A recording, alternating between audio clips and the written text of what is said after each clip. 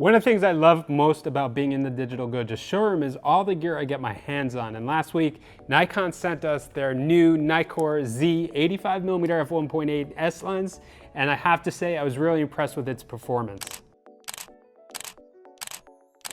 Now, if you follow this channel, you know that Digital Goja just became an authorized Nikon dealer, so I'm looking forward to trying out a lot of new gear soon.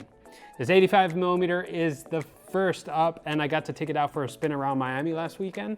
But before I show you the results, we publish new content weekly, so make sure to subscribe to our channel and tap the bell icon to get notified about our latest videos. Okay, I'm not gonna tease you anymore. Let's take a look at some of the shots. Take a look at how crisp this image of the waterfall is. It's amazing how much detail is packed into this image, especially when using a high megapixel camera like the Z7.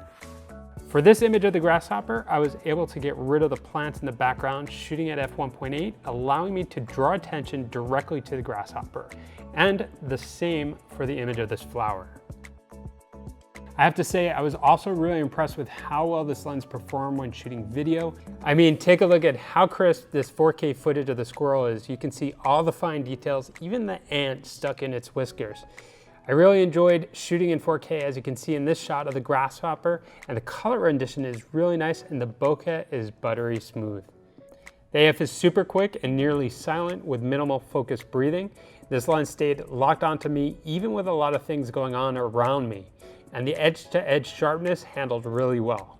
When I tried out the iDetect autofocus, one thing that really surprised me about the Nikon is how well it performed even after testing the Canon EOS R and RP after the new Canon firmware update and Sony's autofocus. The Nikon should be in the conversation as having some of the best autofocus in the market.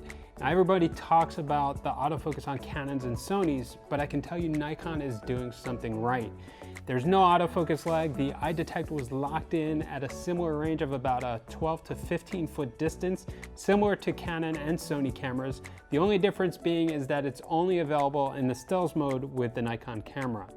As far as the build quality, the lens is really solid, well balanced and lightweight, even though it's about 4 ounces heavier than the f1.8 85 for the Nikon DSLR cameras. One thing I found interesting was that it doesn't have a separate control ring. Everything is controlled by the single ring, which is different, but it didn't bother me. When in AF mode, you can use the control ring to adjust either the aperture or exposure compensation. If you're in manual mode, you can use the control ring to adjust the focus. So, what are your thoughts on having a single control ring? All in all, the quickness, sharpness, and iDetect on this lens was actually eye-popping. The Nikkor lens really impressed me, and it's moderately priced, which makes me love it even more.